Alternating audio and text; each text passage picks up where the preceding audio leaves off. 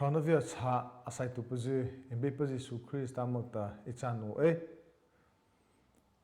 Adai taliata Hrona Viachhah program hleithei pata mnechi thapavata Abeipa buatsaih thai to imose amen Abeipa vâna ryhtlypa hnei theipa acha ji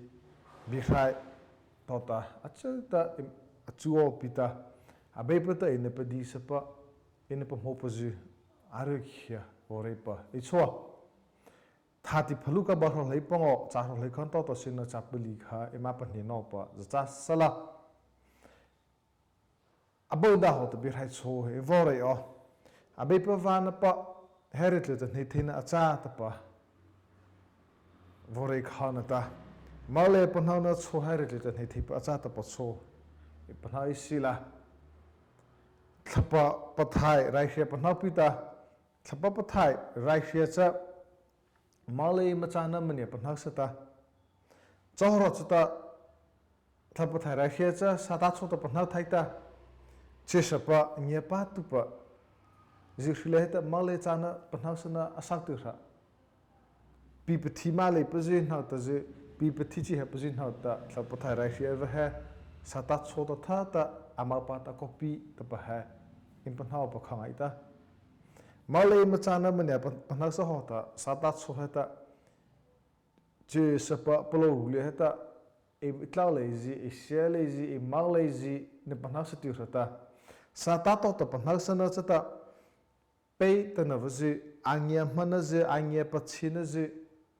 reika je mania pathlesata je sapalo panhei je sapalo pathnita hepo hala Amalay rata nge pachita to atma to padalile ta nge pachita rahta hi ta patam mania mautu patam mania mautu vaji mania na thlitu vaji ryhtlyei opata sata heta ange pachina vaji malay chana vaji panhana je mania apite thata mathli mania patlasata cha malay na sei to ta po ta khazava seilata nge of the kosa mania pasai bebe cha shaucha impanha pasi over ha ape mongaita Ngepa nava thapa pathai panhaksa nava thapa pathai bona leita cha he hova ha panhapasi aruai da tapa ha Abeipa ro no pata irekha sata tota malai chana apanhangna hneipa cha annau leta sata tota acha tapa panhak thai leipata panhak thai lei o pata sata ta Plo rupa rala leta kholo hote Chahopa malay chana apanhak tupa ezi adavena ima toze phaveta pa apanhak tupa chata arrota pe tata chokhaje ki pachatu buje hezitli mata amaza kovaje kha anal tlaiva chokha Abeipa thapa pathai va hrena khema Abeipa tota khema he malay chana panhana va he ezi phaleva panhana hnei tava so am uchmo Chaw macha theipa achawata Abeipa thapa pathaipa raihia hapa na pasia bauta khazapa thapa pathaipa he padi changi opa Abeipa cha khazapa hapa na pasia baupa chata cha pipathi maleipa thapa pathaipa padi malei chata cha maleipa seiliata atana pa mekha azcha chaw haliata mulei no pata Atana imudo mai mapanhak sia theino pata khapama sosa popa Lalpa Thati to khapa chuop hnei pa puzikha ivore khangaita kheitama khaza pathapa pathaipa panhasna nata sata panhasna chi phro theyo chacha luka bar leipango charo lekhato ta sena chapli vlete mzrai cha khecha imho sosa popa Lalpa Thati lekhte imho Chaza khamo sos Lalpa Thati khacha bihrai cho emzare leipa chota impanha luka bava cha charslei vore kha luka barho leichuru luka barho leipango charho leichuru leipango to zrei to isila chatana chata chara chisa pakha hlota cha chisa chata volopi opata alala tota Chato cha khapa leipa hukwa vota anni paji chata apya pa bi khangai ta ahe mata khapa ma pitlo le khaita cho tao cha pa cha pa sian ta ipa le ta a hlo posi hlupi ita cha ji ni pa cho Abeipa ta hnei ha bo na ta ke di ko cha hele ta na di pa ta thi tlo o na ta thu o na ta ipa la si o na ta na ta ipa u va le ta pa cholian ta na ta na ma mo ta mai poruna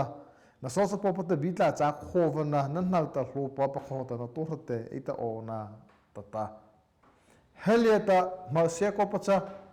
he so cho po alaipa he male achana pa ato pa sina pa ado mal chizi atawa phaleji apana pa sianga ita cha to ta abaw na pa cha su ryhtlypa na su naudi na su buatsaih ta su phapa aplo rule ta upacha hela leta apokha cha araru na patha no pata ma amopa anadi daphi pipi no pata su auta pa pana pasia atlale na ryhtlypa na vasi pasaji apanata kha apanna kha adaive sata ta her khale ta tisulupi he mania akho help us chan let lupi khamo che vore kha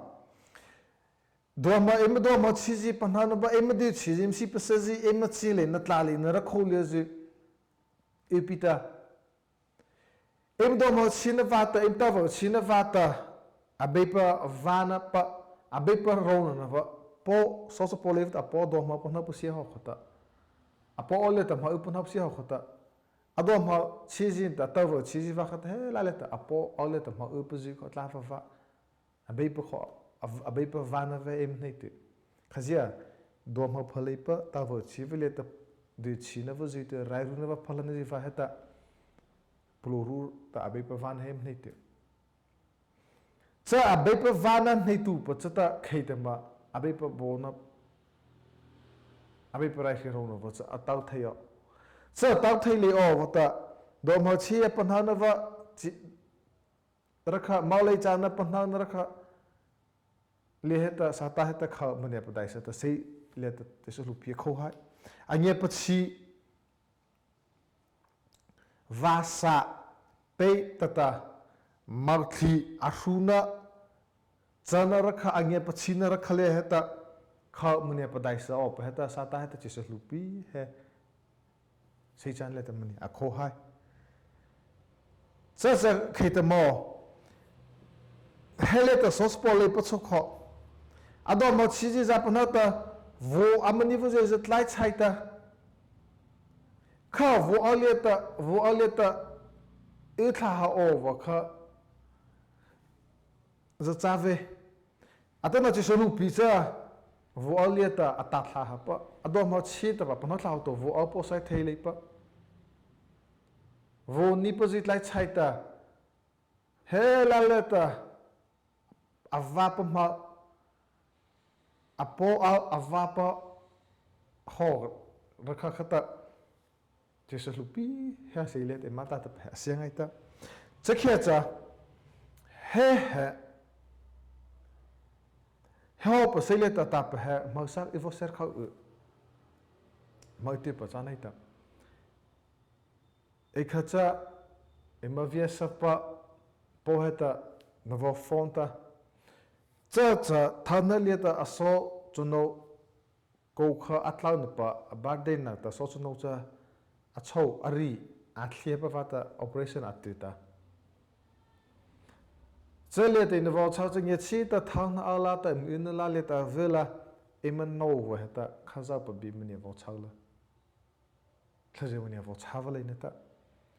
o tanata bevna ta aluna bire ta reo vo ze bibla ta hiet thanala cha ama men rumala cham no vo ta so so vo ita khaza biji thata re pita chalieta arei va cha emanova ha ke he emale tu bavata khaza pa khazi te li tu vata khaza pa hina cha theima hetlut atleta le khate no ta na pa ha saita atama hai so so no ha Kotla la te ka operation nei ta ma ko tlona ta operation to heita ai nấu lại tới cô khó ta là tập operation à tiêu hết ta khazap khi nào mà cháu em đâu vậy em mali tu hana khazap bị mình nhớ sao là khazap làm mình nhớ chapa lên như thế Amadu Machi Amchole the Raruna Chile Tali Navakata Abeipa Hina Kemata but Abeipa Ho Vaita Abeipa Bona Hotlamaka It Hinderakata Kazabize Chainata Kazi it's have a buatsaih nata thutak got operations in hneidam so thanata ta vopua anade ko cha khazava chile na da tile ra khouto to zita dom china su to ta khazava vaita khazava vata chota acha to votla ita khazava cha ta rapuzina va khazava khazi ho ta rapuzina amule to leve khazava la ta heina va cho nei le ra ve site inte ploru ngien presove e zakhan te lekhata na o heita amo he pita ama au cho ab ate mazi je asita no nei chova ra adalezi je au to zina madu thala pozi de madu thala jam so khote mazi je tha ta na cha heita Jehova cho letra runa ate vasta Abeipa thata ava Selete mai movacha anana te rein ta nau sota apevacha Raruna va chile nevaze doma phalevaze bonevaze vata da Abeipa vâna ra khaleta rauchita Abeipa vâna ve ryhtlypa na hnei ha anau sota adana ata Abeipa vâna ve ryhtlypa hnei ta Raruna chile na ma auna vaze pachak pasana vaze mate na mai ta Abeipa tla vaita he rauta chakaipa emathila leita rauta chakaipa cha sata to so cha levita rauta chakaipa Raruna va pacharo no no pon je thinu je he ma ko tu ma he over that lia dita Abeipa vata Abeipa em also chakhela so over that lia ta Abeipa ryhtlypa Emitha chanzim neche irasala Abeipa mania bohrasala Thapatlana pa thina khora ta sa abang na pa achakai to le cha khela Abeipa program sa ve ta pacho chausia na ta lupi Abeipa vapata do motsin daru matule ta Abeipa vapata dai tiji ro matuta Abeipa vana pa he ryhtlypa na nei ha zo Abeipa vânava Abeipa bonava ahievata dati mat ding lava ha thina khola leta sa sky veina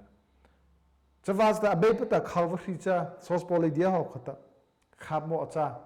male chana panauta do mochilete madova tota Abeipa bona imdova heta ana khazi ta hapuzi no ovata Abeipa late maneli vacha khela cha lia chata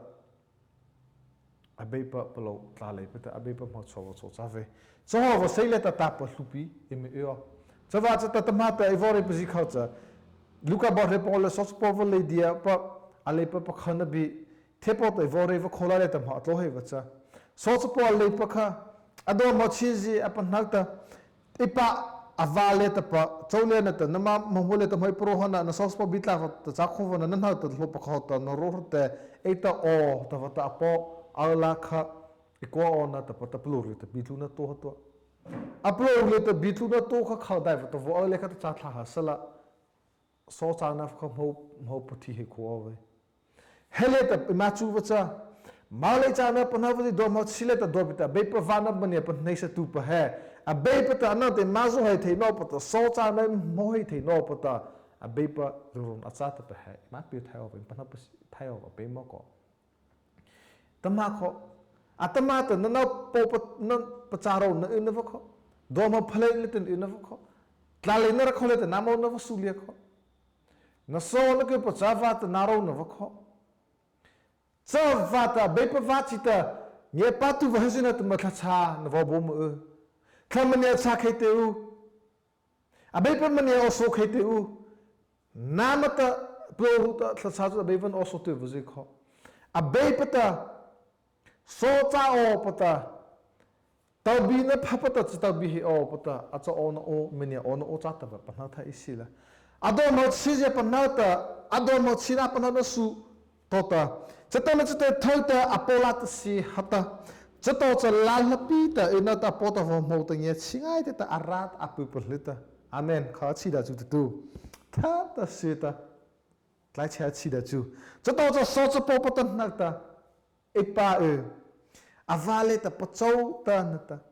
nama ma mole ta ma iprona na so cha po pata bitla cha khovana tata zarasala apota asejin nakta pa phachai pa kha vo chei paraula vobute wa kule ta kusidi pa kiula a phele ta phep ke ji pa kite u viatso to thongai ta pa kha vol ula thite u tha phangai ta patin esu he e so cha popa he thita he so cha popa he thita avo ho hi leita imam ho hi tata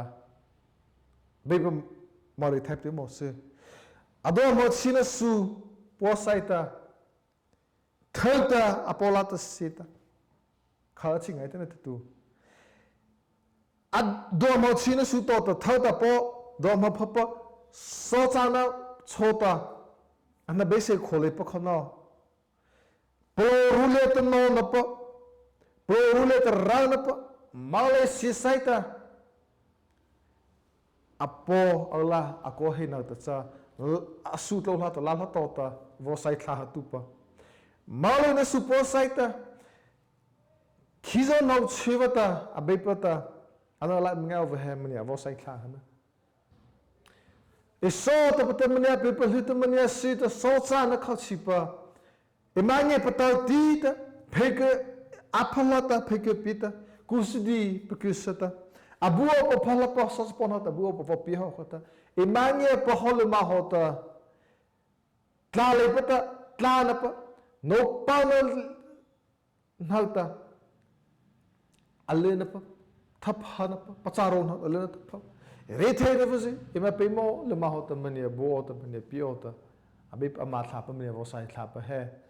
do mo siva chile tem unusu pachar no ponasu male nasu pasana ra khole unusu kho pro me sei ta no chota resina chota Abeipa sei chal he chahi opata so chao ta na be sei khole vata sei plo ru phota po ngai ho khota Abeipa na sei ta na sei he ta pata na sei se Abeipa sei cha ovata Abeipa la ploruta no na ploru de ploru me sei te ko ovata aba sa ko tu pacha emanye pasi dua le mahota Abeipa ta mania avota bi amen hallelujah atama ta na cha na ho khata Abeipa vana de khata khada le pala Abeipa mania o so khaitu Abeipa ta pa Abeipa ta pata emna pa pacha ram chile na su letam inava kha khada le sila emet malay na vase sisa vem ne vase do ma phaliva to tamne tlathei tu so cha nam ne pe tu polat he isu polat si isu polat ko isu anasa tamne avo pi ngai to tamne avo pi o tha tamne si o so cha nam ne pi o ta imangia pazi dua cha analeta pathana amen hallelujah beipa ma chari thai tu mo se heleta basina da bapuli Luka bahre pa basana bapuli heta ma achu opo hnei chasa khamo he so so popa he thita avor ho hi leita imam ho hi thita vor ho hi leita imam ho hi ai chama poto to thita he ma poto to leha pacha do ma sinasu talena ra kho phalana rairuna Chakanasu, no pop Pacharo no suleta, a upazipi. Abeipa vana su, Abeipa vana hnei so over dom hosuleta upazita, Abeipata, sosa popole diepa. Heleta sos polepata, Adom hochizi apantnata, Unasu poveta papantnata, Apo ava. Heleta sosa pole diepa, dom holet adopa. Edo ma phlaizi apa na pa se tupa do ma china suleteva tlalena ra khoto ta Abeipa vana hnei pa Palhana rarunan ta chilena ta no papa charan usuletam udai ta Abeipa vâna hnei pa he Abeipa to ta thina na cha Abeipa to ta leina do molet adopana imacha Abeipa ta mene leta o thi ta vo ho hi leite mohoi mene ta theino pa ta cha thalta nyepana ta thalta nyepana ta Abeipa nota kuata Abeipa lata angeri opa pemo Java chata help do moleta dopa Abeipa buna hria isila Abeipa vâna leta khadai plele isila Abeipa lata kota nona chota malera no chota Abeipa lata mo khecha Abeipa resina chota ana lata poloru me se te plozi do ata mo ko vacha khela e so so popa thita bo ho hi leite mo po ho hi tata Zelian se tele to source popa tabin ze dua ibangia pos yo ho heta minia tabio source pola idea cha apola ta kota apota a season ta pa phacha povo che proula vo buteu atabina phave di chipa sipasapa ryhtlypa pota bepela apola ta ngaita apota aphala pa ve ko aphala ve ko phavachi se phon heli ba ta lava bu Aku lihat kusidi theipa sosan wop kusehe a pep kusi pavane pep pazi wopi zavata na di da pvc chat ke chine ve so phanga sa wothi bolata ta mana di theisi persona den over khona malere na chauta net chanok ta beblat im ko wa chakhecha imanye pa imri thira runa so no pekele so charasala emke pachawsi tla na vem tla he no pata cha abeblat ko na pehta Lana, asile se te mangi ta ukai. Za sucha, za dom holia te eva cha khecha. He sarmon chope he mji do cha ta pena Abeipa te pimo se. Amen. Ta chana che bon hitu sa. Abeipa me po kim nep cha ngai tu pa. Nama vâna rakha mne pa hnei sapa sata heta. Namla te mo ko pa so cha dem ta hi o pasai ve ta za vo rei pita. Phekle lupi Head si chan leta tap eo no polupi cho eo nama cha o so to nama khaji ta hapa achole pa nama ta ko khalo le pa rairu na pathan o pa na ta emangye pa honor kha dei ta nama cha va tu pa cha o su tu pa nge pa tu ata pa khaji lai eo pi so jin na ta he salmon he na ta re are tu pa na cha no ho ta nama ta pa haula so so po le pa ho ta do mo chile ta adopa at zidua nata namla ta ko he o ta thatlo na am hleithei no but thlapa type of lawm se su Christ amo de cha hria amen